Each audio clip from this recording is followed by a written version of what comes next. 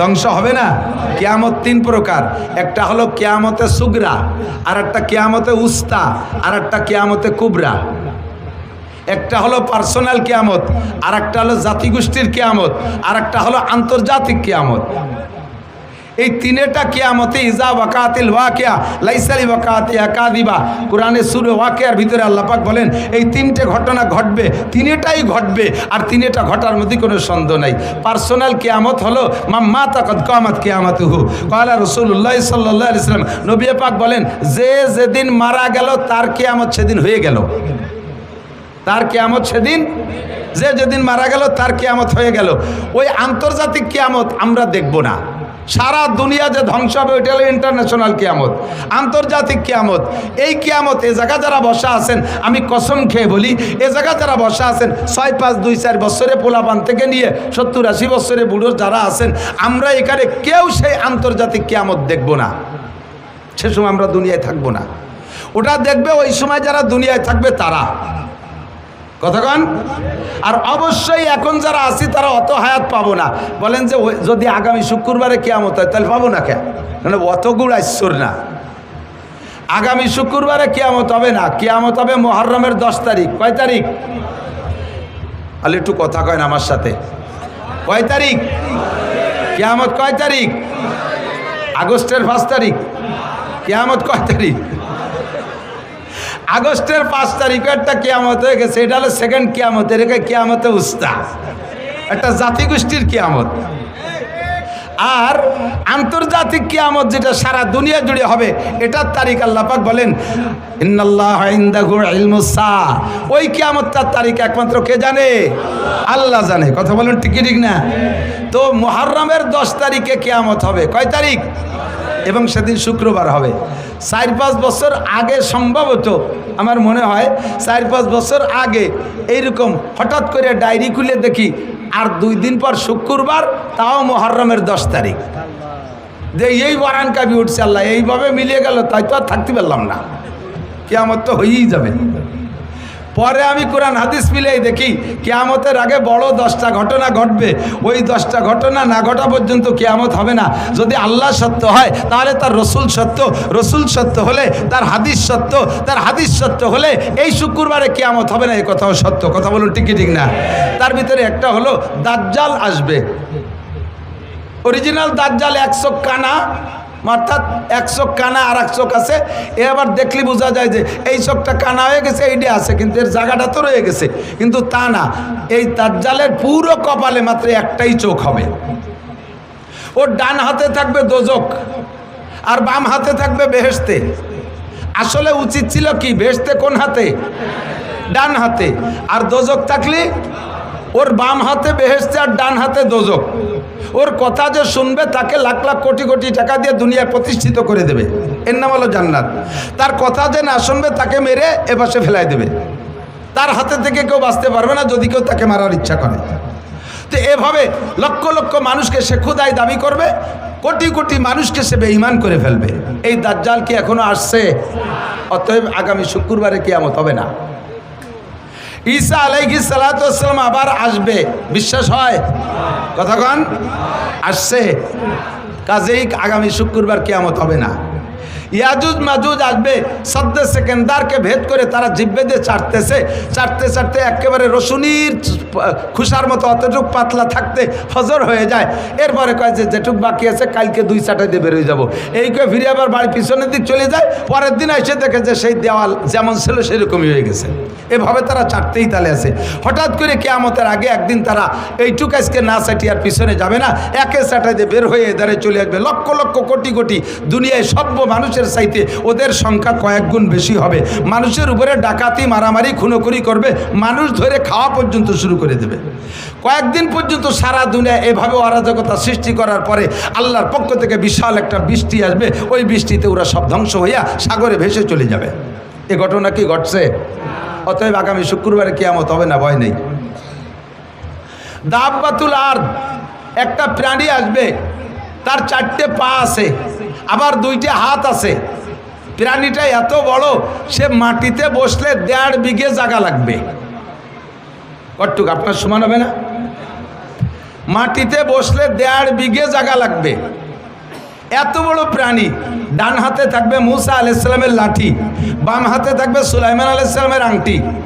মাত্র 40 দিনের ভিতরে সারা পৃথিবীতে যত হাজার কোটি মানুষ থাকুক না কেন সমস্ত মানুষকে 2 ভাগ করে ফেলবে। সুলাইমান আলাইহিস সালামের আংটি দিয়ে মানুষের কপালে টাচ দেবে, ছোঁয়া দেবে। যদি লোকটা কাফের হয়, বেঈমান হয়, তার চেহারাটা একেবারে ব্ল্যাকবোর্ডের মতো কালো হয়ে যাবে। মুসা আলাইহিস সালামের লাঠি তার ডান হাতে, ওই লাঠি দিয়ে কপালে লিখবে কাফার, অর্থাৎ কাফের। আর যদি লোকটা ইমানদার হয়, আংটি দিয়ে ছোঁয়া দেওয়ার সাথে সাথে চেহারাটা উজ্জ্বল ফুটফুটে ফর্সা চাঁদের মতো হয়ে যাবে, কপালে লিখবে আনতা মোমেন, তুমি একজন ইমানদার, তুমি মোমেন। এভাবে 40 দিনের ভিতরে ওই একটা প্রাণীতে সমস্ত মানুষকে 2 ভাগ করে ফেলবে। এ ঘটনা কি ঘটছে? অতএব আগামী শুক্রবারে কিয়ামত হবে না। এরপরে পরপর লাগাতার 3 রাত 3 দিন পর্যন্ত 72 ঘন্টা পর্যন্ত দুনিয়ায় সূর্য উঠবে না। 72 ঘন্টা দুনিয়ায় সূর্য উঠবে না, কোনো আলো থাকবে না, কারেন্ট জ্বলবে না, আলোবাতি জ্বালাইতে পারবে না, আগুনের বাতিও থাকবে না, সারাটা দুনিয়া অন্ধকার। এক তো সূর্য উঠছে না, দুনিয়ার কোনো বাতি নাই, তাহলে বোঝেন অন্ধকারটা কেমন হবে। আর ওদিকে সূর্য যখন উঠছে না, মানুষে তখন ভীত সন্ত্রস্ত হইয়া কান্নাকাটি শুরু করে দেবে, পাগল হয়ে যাবে, পায়খানা করে কাজ শুরু করবে, পানি খুঁজে পাবে না, বিশাল একটা মিনি কিয়ামতের একটা পরিবেশ হয়ে যাবে। এই কান্নাকাটি করতে করতে করতে করতে পশ্চিম আকাশ থেকে সূর্য উঠবে। সূর্যটা এ পাশ থেকে উঠবে না, পশ্চিম আকাশ থেকে উঠবে। তবুও সূর্য যখন উঠছে মনের ভিতরে কিছু একটা প্রশান্তি, যে আলো তো হলো। এরপরে এই সূর্যটা উঠতে উঠতে মাঝ আকাশে আসবে, আবার পশ্চিম আকাশে ডুবে যাবে। পরের দিন থেকে আবার নিয়মতান্ত্রিক সূর্য উঠবে। এই সূর্য যে ব্যাক হয়ে গেছে, ফিরে আসছে, এই ফিরে আসার পরে সমস্ত মানুষের ভিতরে চেতনা আসবে, আহা সর্বনাশ হয়ে গেছে। ওলামায়ে কেরামের কাছ থেকে শুনতাম সূর্য পশ্চিম আকাশ থেকে উঠবে। হাদিসে আসছে আল্লাহ নবী বলেন, সূর্য একবার পশ্চিম আকাশ থেকে উঠে আসার পরে আবার যখন ডুবে যাবে, এরপরে মানুষের যতই বুঝুক এই বুঝে কোনো কাজ হবে না। আর তওবা করলে তওবা কবুল হবে না, কাহারও ঈমান গ্রহণ করা হবে না। এরপরে আবার নিয়মতান্ত্রিকভাবে সূর্য উঠবে, পূর্ব আকাশ থেকে পশ্চিমে অস্তমিত হবে। বলা হয় এর প্রায় 120 বছর, তাও শিওর তারিখ না, প্রায় 120 বছর পরে ওই সূর্য উদয়ের সূর্যের পরে প্রায় 120 বছর পরে কিয়ামত হবে। ও দোস্তরের সময় এখনো বহুত আছে, বহু দেরি আছে। কাজেই আগামী শুক্রবার কিয়ামত নিয়ে কোনো টেনশন করি না। তবে কিয়ামত 3টা, একটা হলো ব্যক্তিগত কিয়ামত, এইটা যে কোনো সময় ঘটে যেতে পারে। কথা বলেন, পারে কি পারে না? এখান থেকে বাড়ি যাইতেও পারেন, নাও পারেন, ফজরের রক্ত পাইতেও পারেন, নাও পাইতে পারেন। আপনি চিন্তা করছেন আগামী রমজান মাসে চিল্লাই যাব, আরে ততদিন হায়াত আপনি পাইতেও পারেন, নাও পাইতে পারেন। যে ব্যক্তি যখন মারা গেল তার কিয়ামত তখন হয়ে গেল। আর একটা হলো মাঝারি কিয়ামত, মধ্যম কিয়ামত, এর বলে কিয়ামতে বুস্তা। এটা হলো কোনো জাতি গোষ্ঠীকে তাদের আচরণে, তাদের অপরাধে, তাদের অন্যায়ের কারণে আল্লাহ পাক ওই জাতি গোষ্ঠীকে ধ্বংস করে দেয়। যেমন কওমে আদকে আল্লাহ তাআলা কিয়ামত দিয়েছেন, আদ কওম শেষ হয়ে গেছে, কওমে সামুদকে ধ্বংস করে দিয়েছে, তারা চলে গেছে। কওমে লুতকে আল্লাহ ধ্বংস করে দিয়েছে, তাদের কিয়ামত গোষ্ঠী শুদ্ধ হয়ে গেছে। এমন করে এখনো পর্যন্ত হতে পারে কোনো জাতি গোষ্ঠীর আচরণে যদি আল্লাহ পাক অখুশি হয়ে যায়, ওই কওমকে আল্লাহ তাআলা ধ্বংস করে দেয়। একে বলে কিয়ামতে উস্তা।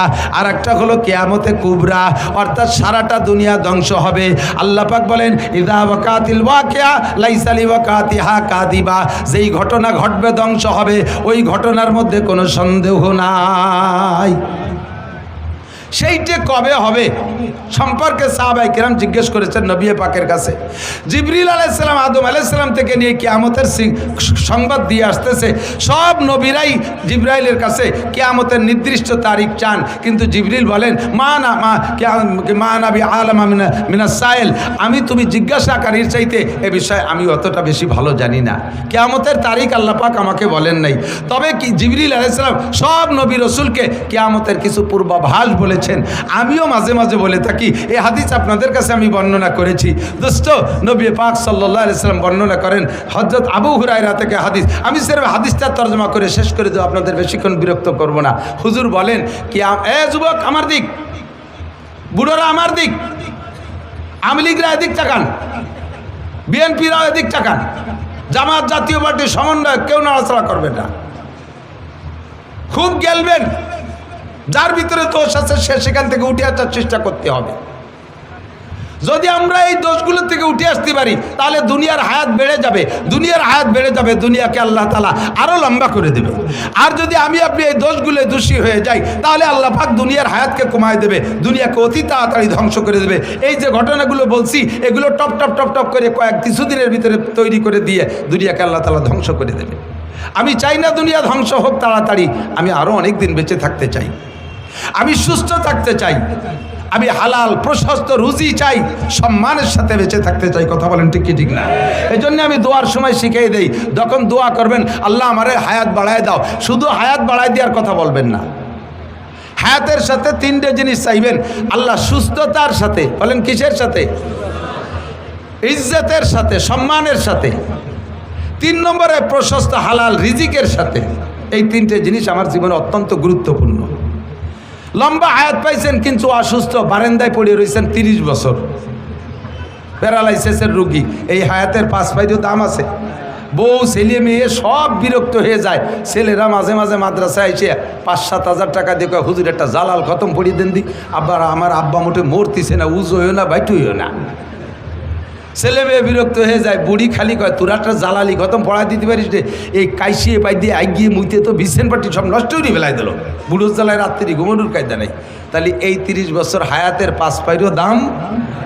সুস্থতার সাথে হায়াত চাই, সুস্থতা পাইছি কিন্তু এমন আকাম করছি যে রাস্তায় বেরোনোর কায়দা নাই, রাস্তায় যাওয়ার সাথে সাথে এই যে সেই মালেক মোল্লা, কেউ মালেক মোল্লা থাকলে তারা এবার খেপাই নিয়ে বেড়েন, আমি তো টুও কই, এই যে সেই জামাল, কোন জামাল, এই অর্থে বস্তাখানিক পেয়ে দিল। মুখের সামনে চোখের সামনে যদি এগুলো বলে দেয় তাহলে আর রাস্তায় হাঁটা যায় না। কথা বলেন ঠিক না? ও আল্লাহু আকবার। আমি হযরত ওমর ইবনে খাত্তাব রাদিয়াল্লাহু তাআলা একটা হাদিস শুনেছি ছোটবেলা মার কাছে। আমি ভাবতাম যে আমার মা মার বুদ্ধি দিয়ে বলে, মা বয়স বুদ্ধিমতী মহিলা, তাই তার জ্ঞান দিয়ে বলে। পরে হাদিস পড়তে যেয়ে দেখি আমার মা হযরত ওমর রাদিয়াল্লাহু তাআলা হাদিস বলেন। মা আমাকে আমি যখন একটু বড় হয়ে উঠছি, মা আমারে নসিহত করে, কয় বাবা এই যুবক আমার দিক তাকাও, রাতের বেলা এমন কাম করবা না যাতে দিনের বেলা মানুষের সামনে মুখ দেখাইতে লজ্জা হয়। ছোট্ট নসিহত মনে রাখবা, রাতের বেলা এমন কাম করবা না যাতে দিনের বেলা মানুষের সামনে মুখ দেখাইতে লজ্জা হয়। আবার দিনের বেলা এমন কাম করবা না যাতে রাতে তোমার ঘুমের ক্ষতি হয়, রাতে তোমার ঘুমের ক্ষতি হয়। দুইটা কথার ভিতরে বিশাল ব্যাখ্যা। এই দুইটা কাজ থেকে তুমি ফিরে থাকো। রাস্তাঘাটে বের হইতে গেলে যাতে ইজ্জতের সাথে, মানুষের সম্মানের সাথে আহ্বান করে, সালাম দিয়ে দৌড়ে আসে, মুসাফা করার জন্য ব্যস্ত হয়ে যায়, এমন একটা সম্মানী জিন্দেগি চাই। 3 নম্বরে অভাবের কারণে ঈমান নষ্ট হয়ে যায়, এই জন্য প্রশস্ত হালাল রুজি চাই, প্রশস্ত হালাল রুজি চাই।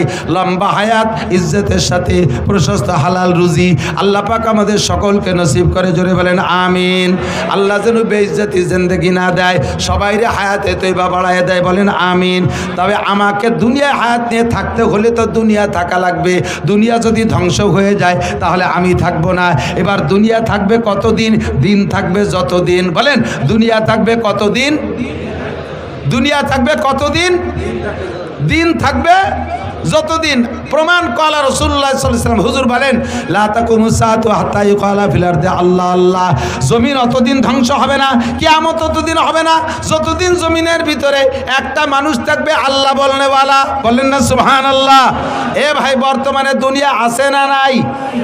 আছে কি আমেরিকার ক্ষমতা বলে, চায়নার প্রযুক্তির বলে, জাপানের প্রযুক্তির বলে, দাদা বাবুকে শক্তির বলে, আরে আমেরিকানদের শক্তির বলে?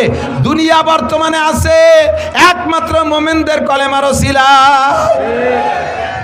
দুনিয়া যখন একেবারে শেষ প্রান্তে চলে যাবে, ওই সূর্য পশ্চিম আকাশ থেকে উদয়ের পরে দুনিয়ায় কোনো ইমানদার থাকবে না। আল্লাহ পাক রব্বুল আলামিন হযরত আজরাইল আলাইহিস সালামকে ঘোষণা দিবেন, বলবেন তুমি সবগুলোকে ধ্বংস করে দাও। ইসরাফিল আলাইহিস সালামের সিঙ্গার ফুঁকো হয়ে যাবে আর আজরাইলের কার্যক্রম ফাইনাল শুরু হবে। সারা দুনিয়ার সমস্ত প্রাণীকে মুহূর্তের মধ্যে ধ্বংস করে দেওয়ার পরে আল্লাহ পাক আজরাইল আলাইহিস সালামকে ডাইকে বলবে, ও আজরাইল কি পরিমাণ মারছো, কি পরিমাণ মারছো? কয় সব মারে সাফ করে ফেলাইছি। কয় বাংলাদেশে কি গেছিলা? বাঙালিরা তো আপদ বিপদে ভালো জায়গা বলাই থাকতে পারে, ও জায়গা 2-1টা বার আর থাইকে গেল নাকি? কয় আল্লাহ না, সব সাফ করে ফেলাইছি। এবার কয় আল আন মা বাকিয়া, সবাই রে মারার পরে আর আছে কে কে? আজরাইলকে আল্লাহ জিজ্ঞেস করবে, সব মারছো, গরু ছাগল দানব মানব সব শেষ করছো, এখন আছে কে? কয় যে আল্লাহ এখন আছি আমরা 13 জন আছি। নাহনু সালাসা আশার, আমরা 13 জন আছি। কয় কেডা কেডা বলো? কয় আমরা ফেরেশতা বড় 4 জন, জিবরাইল, মিকাইল, ইসরাফিল, আজরাইল, এই 4 জন আছি। ও আনতার তুমি, ও হামেলাতুল আরশ, আর আরশ বহনকারী 8 জন, 8 আর 12 আর তুমি সহ 13, এই 13 জন আছি। আল্লাহ পাক বলবেন আর সব সাফ? বলে জি সব সাফ। কয় তাহলে বড় 3 জনের জান আগে বের করে দাও। জিবরাইল, মিকাইল, ইসরাফিলের জান দাও। ইসরাফিল আলাইহিস সালামের সিংহার বুকে দুনিয়া ধ্বংস হয়ে যাওয়ার পরে এরপরে এই বড় 3 জনের জান, আজরাইল আলাইহিস সালাম 3 জনের জান নিয়ে আল্লাহর কাছে জমা দিয়ে দেবেন। এরপরে আল্লাহ জিজ্ঞেস করবে আল্লাহ আন মা বাকিয়া, এখন কয়জন আছে? কয় যে এখন আছে আমরা 10 জন। নাহনু আশারা, আমরা 10 জন। হামেলাতুল আরশ, আরশ বহনকারী 8 জন, আনতা ওয়া আনা, তুমি আর আমি, এই 10 জন আছি। আল্লাহ পাক বলবেন আরশ বহনকারী 8 জনের জানও বের করে আমার কাছে জমা দাও। যখন বলবে আরশ বহনকারী, যেই আরশ উঁচু করে রাখছে যেই 8 জনে, ওই 8 জনের জান নিতে কইলে আজরাইল আলাইহিস সালাম একটু ইতস্তত বোধ করে বলবেন আল্লাহ এই 8 জন তো তোমার আরশ উঁচু করে রাখছে, এদেরকে যদি মেরে দেই তাহলে তো আরশ ছেড়ে দেবে, তোমার আরশ তো নিচেই পড়ে যাবে। তাহলে এই 8 জনের বাদ দিয়ে আর 6 তো সাফ করে দিছি, এ পর্যন্ত থাকলে কেমন হয়? আল্লাহ পাক রব্বুল আলামিন বলেন আজরাইল, তাহলে তুমি কি মনে করো আমি এই আরশ বহনকারী 8 জনের কাছে ঠেকা? তুমি পড়ো কুল হু আল্লাহু আহাদ, আপনারা একটু পড়বেন কুল হু আল্লাহু আহাদ আল্লাহুস সামাদ লাম ইয়ালিদ ওয়া লাম ইউলাদ ওয়া লাম ইয়াকুল লাহু কুফুয়ান আহাদ। হে আজরাইল তুমি বলো কুল হু আল্লাহু আহাদ আল্লাহুস সামাদ, বলো সেই আল্লাহ একক আল্লাহুস সামাদ, আল্লাহ ওয়া মুখাফেক্কি, আল্লাহ কাহারো কাছে ঠেকানা।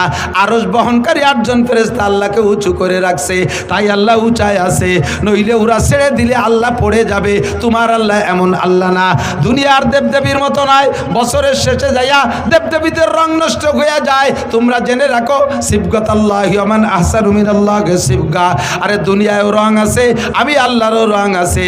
আমি আল্লাহর রং কোনোদিন ওঠে না, তোমাদের দেবদেবীর রঙের মতো রং উঠে যায় না। তোমাদের দেবদেবী বছরের শেষে দুর্বল হয়ে যায়, পিছন দিয়ে বাঁশ ঢুকোই দিয়ে রাখা লাগে, এপাশ তো ওপাশ দিয়ে বাঁশ বাঁধাই দিয়ে রাখা লাগে। আমি আল্লাহ পাককে দুর্বল মনে করো না, আমাকে ওভাবে আরশ বহনকারী 8 জন ফেরেশতা উঁচু করে রাখা লাগে না। আমি আল্লাহ তাআলা নিজ অবস্থানে থাকতে পারি। কথা বলুন ঠিক কি ঠিক না? বলতে চাই না বাংলাদেশ আমরা কয়েক জাতির দেশ, মুসলমান, হিন্দু, বৌদ্ধ, খ্রিস্টান, আমরা মিলে মিশে আছি মহব্বতের সাথে। কথা বলুন ঠিক কি ঠিক না? আপনাদের এলাকায় হিন্দু আছে না? মুসলমানদের দোকানেও যে মাল আছে হিন্দুর দোকানেও সেই মাল আছে। আমরা কোনো ভেদাভেদ করি না, মুসলমানের দোকানের থেকে না কিনে হিন্দুর দোকানের থেকে মাল আমরা কিনি কি কিনি না, কোনো ভেদাভেদ করি না। কিন্তু ভারতের ভিতরে সেখানে ঘোষণা দিয়ে দিয়েছে কয়েক মন্ত্রী, মুসলমানদের দোকানের থেকে কোনো মাল কিনবি না, মুসলমানদেরকে ভূমি বর্গা দিবি না, জমি বর্গা দিবি না, মুসলমানদেরকে কর্জ দিবি না, মুসলমানদের সাথে কোনো লেনদেন হবে না। এভাবে তারা সেখানে বৈষম্য তৈরি করে রাখছে। এর ভিতরে মৌলানা মিজান বলেছে ভারতের ভিতরে এক ঠাকুর, সেই ঠাকুর আমার নবীর মূর্তি বানায়, নবীর মূর্তির নাক ভাঙে। তুমি ওই দেশে নাক ভাঙবা, আমাদের এদেশেও তোমাদের অনেকের নাক আছে, ভাঙ্গার মানুষ বাংলাদেশে আছে না নাই? কথা বলেন আছে না নাই? তোমরা মূর্তিরে যত মোহাব্বত করো তার চাইতে লক্ষ কোটি গুণ মোহাব্বত করে মুসলমান তার নবীকে। তারা নবীর জন্য জীবন দিতে প্রস্তুত আছে। বলিলে চুপ করে থাকি, বাংলাদেশ মুসলিম সংখ্যাগরিষ্ঠ দেশ, ইসলামী সংবিধান হলো মুসলিম সংখ্যাগরিষ্ঠ দেশে মুসলমান যদি শাসক হয়, ওই দেশে মুসলমানরা থাকলে তাদের ধর্মীয় অনুভূতির পর আঘাত করবা না, তাদের মন্দির মূর্তি ভাঙবা না, তাদের ধর্মীয় বিষয় সমালোচনা করবা না। যদি করো তাহলে গুনাহ হবে। আমরা সেই উসুলের পর সেই ইসলামের সেই নীতির উপরে আমল করে তোমাদেরকে কিচ্ছু বলি না। কিন্তু তোমরা যে ওই জায়গায় বসিয়া পদে পদে জ্বালাবা, আবার এই দেশে বসিও, এই দেশেও বহু বৃহৎ হিন্দু এলাকা আছে, এখনো পর্যন্ত সে জায়গা 2-1 মুসলমান থাকলে তাকে গরু কুরবানি দিতে দেয় না। বাংলার জমিনে থেকে কত বড় স্পর্ধা, সরকারের ছত্রছায়ায় থাকে এত বড় বাহাদুরি করো, তারপর আমরা কিছু কই না। কিন্তু এই মুহূর্তে আর বাড়াবাড়ি করো না, তোমরা দেশের মেহমান, মেহমানের মতো থাকো, আমাদের কাছে যত্ন পাবা। কথা বলেন ঠিক ঠিক না? বাড়াবাড়ি করবা তো গাড়িতে যদি সেইতে যায় তাহলে কিন্তু মেহমান আরও বাড়ি বেশিক্ষণ থাকতে পারে না। সাবধান হয়ে যাও। আল্লাহুস সামাদ, আমার আল্লাহ অমুখাপেক্ষী, আরশ বহন করে 8 জন ফেরেশতার কাছে ঠেকা নয়। এরপরে ফেরেশতা আজরাইল আলাইহিস সালাম 8 জনের জান বের করে দিয়ে আল্লাহর কাছে জমা দেওয়ার পরে বলবে, জিবরাইল আল আন মা বাকিয়া, এখন কেডা কেডা আছে? আনতা ওয়া আনা, তুমি আসো আর আমি আসি, আর সব সাফ। আল্লাহ পাক বলবেন, আনা হাইয়ুন কাইয়ুম, আমি চিরস্থায়ী চিরঞ্জীব, লা আমুতু ওয়া লা আহইয়া, আমি মরিও না বাঁচিও না, আমি থাকবো। কুল্লু শাইইন হালিকুন ইল্লা ওয়াজহুল্লাহ, সব শেষ হয়ে যাবে, শুধুমাত্র অবশেষে থাকবে কে? আরে ভাই জোরে বলেন কে? এবার আজরাইলকে আল্লাহ বলবেন, আজরাইল এবার তোমার জানটা বের করে দাও। আজরাইল বলবে, আল্লাহ আমি তো সবাইরে মারছি, আমারে কিরা মারবে? আমারে মারার আজরাইলকে? আল্লাহ পাক বললেন, তুমি আত্মহত্যা করবা। পদ্ধতি কি? রিভলভার কানে বাঁধাই দিয়ে তুমি গুলিয়ে দেবা, পিস্তল মাথায় লাগাইয়া গুলি করে দিবা তা না, তুমি তোমার বুকের উপরে হাত দিয়ে মুট করে টান দিবা, বাকি কাম আমি করব। আজরাইল যখন বুকের উপরে হাত দিয়ে মুট করে টান মারছে, আর সে আজিবের মালিক বলবেন, আল্লাহ কুন কইলে সব হয়ে যায়। আল্লাহ তখন বলবে, কুন মাইয়াতান, তুমি মরে যাও। আজরাইলের মুঠের ভিতরে তার জানটা বেরিয়ে আসবে, আর এত জোরে একটা চিৎকার মারবে জান বেরোনোর সময় আজরাইল, ওই সময় যদি পৃথিবীর সমস্ত প্রাণীও থাকতো, আজরাইলের মুখের আওয়াজে সকলে কলিজা ফাইটা মারা যাইত। কিয়ামত শেষ, এটা হলো আন্তর্জাতিক কিয়ামত। এই ঘটনা ঘটার আগে কিছু সিগন্যাল আসবে। নবী পাক বলেন, সিগন্যাল কয়টা মুখস্থ করাই দেই, এই কয়টা শুনেই চলে যাবেন, এই কয়টা শুনে মুখস্থ করে চলে যাবেন। হুজুর বলেন, দিক তাকান, কিয়ামত আসছে, এই মূল বড় বড় ঘটনা ঘটবে, তার আগে কিছু ছোট ঘটনা। 1 নম্বর ঘটনা হলো ইজাত্তু কিজাল ফাই উদাওয়ালা। যখন দেখবা মানুষে মুসলমানরা যুদ্ধে বিজয়ী সম্পদ, যুদ্ধে বিজয়ী দেশ, যুদ্ধে স্বাধীন করা দেশ নিয়ে 2 দলে কামড়া কামড়ি করবে, প্রত্যেকে বলবে এটা আমরা স্বাধীন করেছি, এটা আমাদের সম্পত্তি। এই নিয়ে যখন কামড়া কামড়ি চলবে, মারামারি চলবে, এই নিয়ে মারামারি চলবে যে এদেশ আমরা স্বাধীন করেছি, এদেশ আমাদের, তখন বুঝবা যে কিয়ামত বেশি দেরি নেই। এই যে বলবে, এইটা কি বলবে আরো বাকি আছে না এই বলা বলি চলতেছে? কতক্ষণ বলা বলি চলতেছে। স্বাধীন করছে কে তাও মুক্তিযোদ্ধারা জানেন, ঘোষণা দেশে কে তাও মুক্তিযোদ্ধারা জানেন, যুদ্ধ করছে কারা তাও মুক্তিযোদ্ধারা জানেন। অথচ এই কথাটা নিয়ে এখন এই দেশের সম্পত্তি নিয়ে 2 দলে মারামারি চলতেছে কি চলতেছে না? 1500 বছর আগে বিশ্বনবী বলেছে এটা কিয়ামতের আলামত। বেশি বাড়বো না। ইজাত্তু কিদাল ফাইউদাওয়ালা। 2 নম্বরে ওয়াল আমানাতু মাগনামা, যখন আমানতকে গনিমত মনে করবে। আমানত কি? আমানত গচ্ছিত জিনিস। আমাকে আল্লাহ তাআলা আমানত দিয়েছে কিছু সম্পদ, আমাকে আল্লাহ তাআলা আমানত দিয়েছে সন্তান, আমাকে আল্লাহ তাআলা আমানত দিয়েছে একটা ওয়ার্ডের দায়িত্ব, আমাকে আমানত দিয়েছে ইউনিয়নের দায়িত্ব, আমাকে আমানত দিয়েছে উপজেলার দায়িত্ব, আমাকে আমানত দিয়েছে একটা সিটের দায়িত্ব এমপি বানাইয়া, আমাকে একটা মন্ত্রণালয়ের আমানত দিয়েছে, আমাকে ডিসি হিসেবে একটা ডিস্ট্রিক্টের আমানত দিয়েছে, ওসি হিসেবে আমাকে একটা থানার আমানত দিয়েছে, টিওনো হিসেবে একটা থানার আমানত আমাকে দিয়েছে, এসপি হিসেবে একটা পুলিশ লাইনের আমানত আমাকে দিয়েছে, আব্বা হিসেবে কয়েকটা সন্তানের আমানত আমাকে দিয়েছে। এই আমানতকে যখন গনিমত মনে করবে, গনিমত কাকে বলে? যুদ্ধে বিজয়ী সম্পদ মুসলমানদের মুজাহিদদের ভিতরে বন্টন হয়, এই মালকে বলা হয় গনিমতের মাল, এইটা খাওয়া জায়েজ। যখন আমানতকে গনিমত মনে করিয়া ইচ্ছে মতো ব্যবহার করবে। কত প্রমাণ চান? যে কয়জনের নাম কইছি, এই কয়জন তার আমানতের ভিতরে খেয়ানত করছে কি করে নাই? জোরে বলেন, করছে কি করে নাই? আমানতের খেয়ানত কি পরিমাণ করছে? এখন তত্ত্বাবধায়ক সরকার আইসা, অন্তর্বর্তীকালীন সরকার আইসা হিসাব করে করে বর্তমান নগদে যারা ফেল করছে তাদেরটা ধরছে। আরও 15 বছর আগেও একদল ক্ষমতায় ছিল, তারাও এরকম বহুত অন্যায় করে টরে গেছে। সেই জামানায় যারা ছিল ফখরুদ্দিন, ইয়াজউদ্দিন, মঈনুদ্দিন, তাদের কাছে তারাও ধরা পড়েছিল। কথা বলেন ঠিক কি ঠিক না? যারাই এই ক্ষমতায় বসে তারাই আমানতের খেয়ানত করে। কন্ট্রাক্টরের কাছে রোডের আমানত পিচ মারিয়ে দেয়, খোয়া মারিয়ে দেয়, রাস্তা বানাইয়া এই মাথায় ওই মাথায় জাতি জাতি, রাস্তার পিছন দিয়ে টিউমার, বিষ ফুড়া, খাইজনি, চুলকনি, কথা কয় না? কারেন্টের খাম্বা তার সহ গিলে খেয়ে ফেলায়। আমাদের দেশের আমানত শাহ এরকম আছে না নাই? কন্ট্রাক্টরের নামও আমানত শাহ। কন্ট্রাক্টরের নাম কি? আমানত শাহ, খেয়ানত শাহ হয়ে গেছে। বিজিএফ কার্ড বিক্রি করে টাকা খায়, পঙ্গু ভাতা বিক্রি করে টাকা খায়। এই জাতীয় মেম্বার চেয়ারম্যান তো বাংলাদেশে জন্ম নেয় নাই, কথা কয় না। ও দোস্ত, হজে যাইয়া কুরবানি করে আসি। যারা হজে গেছেন হাজি সাহেবরা, এলাকার বহু হাজি আমি ওখানে দেখেছি। এই এলাকার মানুষের পয়সা আছে, ছেলেরা বিদেশ থেকে বাপরে হজ উমরা করায়। তো হজ করেছেন, কুরবানি করেছেন, আপনার কুরবানির জন্তুর গোশত আপনি খেয়ে আসেন নাই, ওটা ওই জায়গায় জবাই করে, বরঞ্চ আপনি নিজেও জবাই করেন নাই, মুআল্লিমের দায়িত্ব দিচ্ছেন, সে জবাই করে গাদি মেরে থুয়ে আসছে।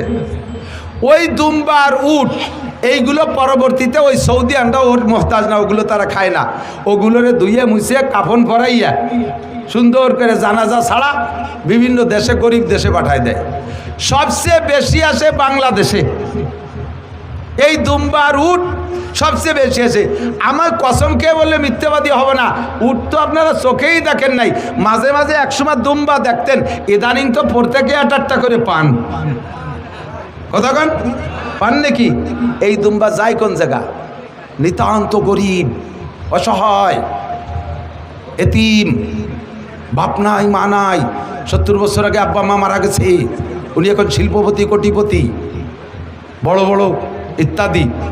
ঘরের ভিতরে কবর একটা বানায় এনেছে, বিশাল কবর, লম্বা ডিপ ফ্রিজ, বস্তা ভরে তার ভিতরে নিয়ে সারা বছর কুরবানির গোশত দিয়া উনি বরকত হাসিল করে। আছে না নাই? কতক্ষণ? নাম তার আমানত শাহ। বাংলার কপাল পড়ছে, এদেশের কপাল পড়ছে, আর জ্বলবে কবে তা বলা যায় না। সারাটা বাংলার জমিনে আগুন লেগে গেছে। কাদের কারণে? আর্কের কারণে না, আপনাদের মতো সাধারণ পাবলিকের কারণে না।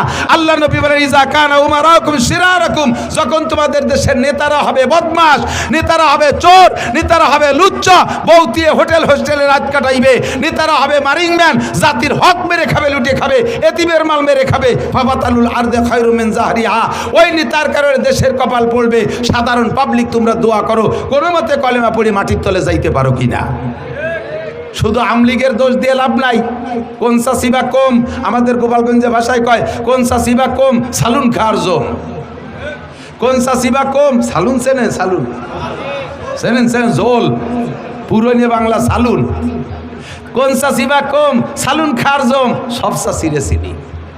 এদের কারণে দেশে বর্তমানে অশান্তি। কথা বলেন ঠিক কি ঠিক না? যত অশান্তি সব তাদের কারণে। ওলামানা তুমাগনামা, মসজিদের আমানত কেশিয়ারের কাছে। কেশিয়ার কয় শুক্রবার মসজিদে আসে না, কয় জুম্মা। কেন আসে না? কেশিয়ার ক্যাশের টাকা দিয়ে মাইয়ে বিয়ে দেশে, পরে তা মসজিদের কাজের সময় শোধ দিতে পারে না।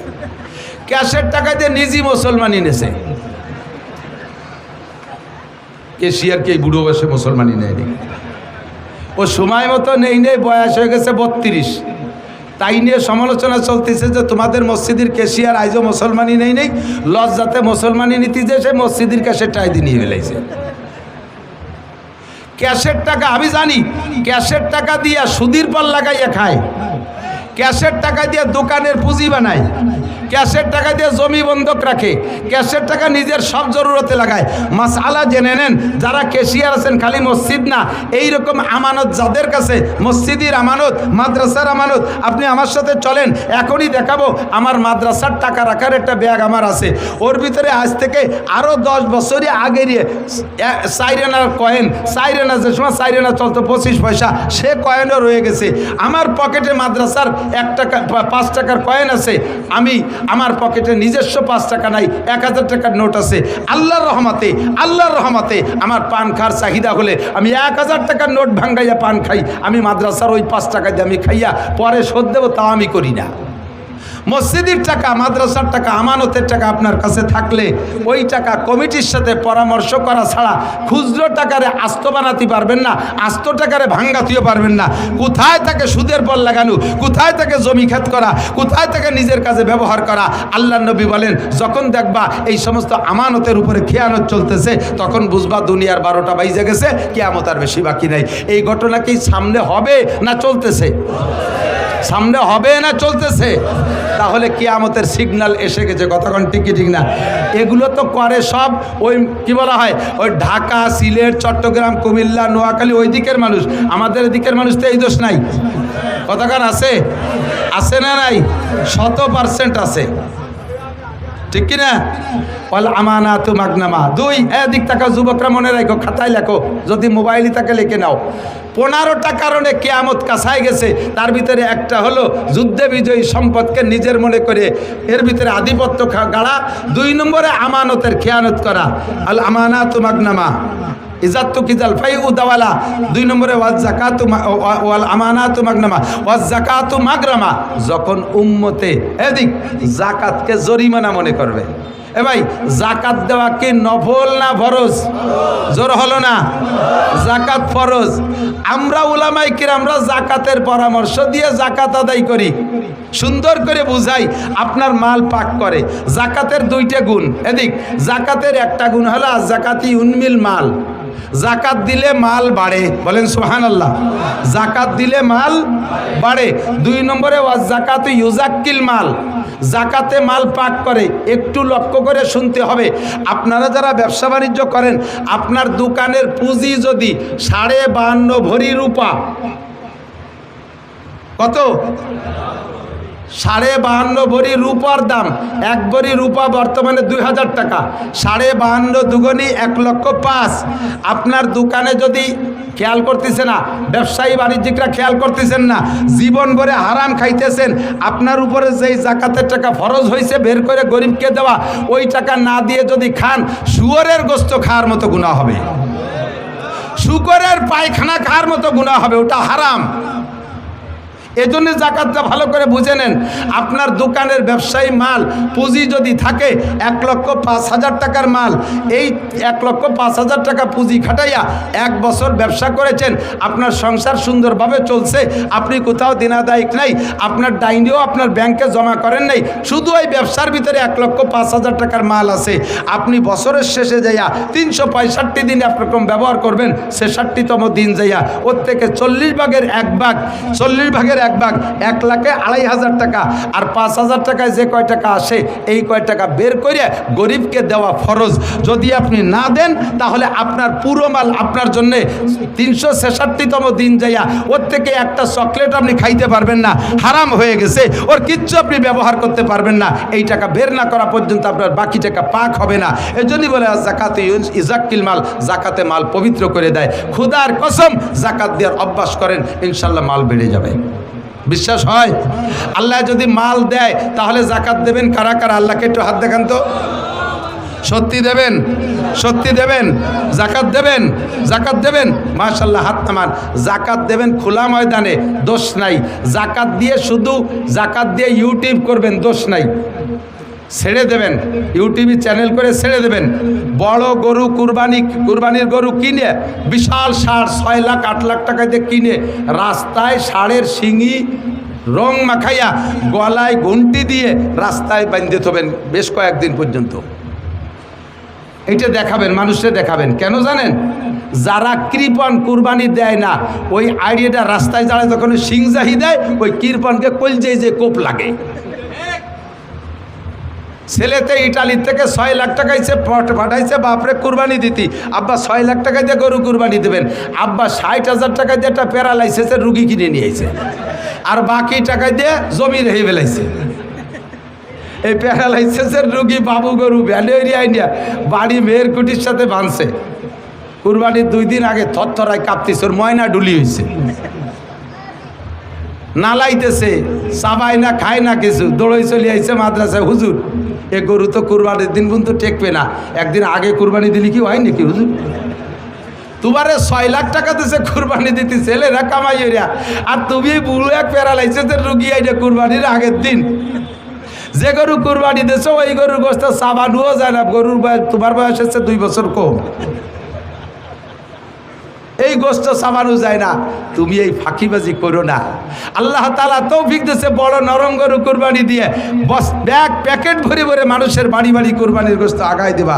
আল্লাহ তাআলা আগামী বছর তোমাকে আরো বড় গরু কুরবানি দেওয়ার তৌফিক দান করবে। এবার যাকাত দিয়ে দেখেন, আগামীবার আল্লাহ তাআলা আরো বেশি তৌফিক দেবে। তবে যাকাত, এদিক তাকান, প্রত্যেক ইবাদতের ফিল্ড আছে। প্রত্যেক ইবাদতের কি আছে? নামাজ পড়তে হয় কোন জায়গায়? আরে কথা কয় না রে, অপ্রয়োজনীয় কথা বলতেছি। নামাজ পড়তে হয় কোন জায়গায়? ঈদের নামাজ কোন জায়গা? জুমার নামাজ কোন জায়গা? জানাজার নামাজ কোন জায়গা? মাঠে, ঠিক না? তাহলে এই ইবাদতের একটা ফিল্ড আছে না? হজ করতে হয় কোন জায়গা? মক্কায়। উমরা করতে হয় কোন জায়গা? মক্কায়, ঠিক না? তাহলে এই সব ইবাদতের ফিল্ড আছে। তাহলে যাকাত একটা ইবাদত, এরও ফিল্ড আছে। এর ফিল্ড কি? আপনার বাড়ি যাকাতের মাল নিয়ে বসে থাকবেন, আর গরিব গুড়াবা এসে লাইন দিয়ে এই যাকাতের মাল নিতে আসবে, হাতেরতে বাচ্চা পড়িয়ে যে পাড়া খেয়ে মরিয়ে যাবে।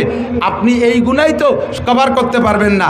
যাকাতের ফিল্ড হলো, আল্লাহ তাআলা যদি তৌফিক দেয় তাহলে যাকাতের মাল প্রত্যেক গরিবের বাড়ি বাড়ি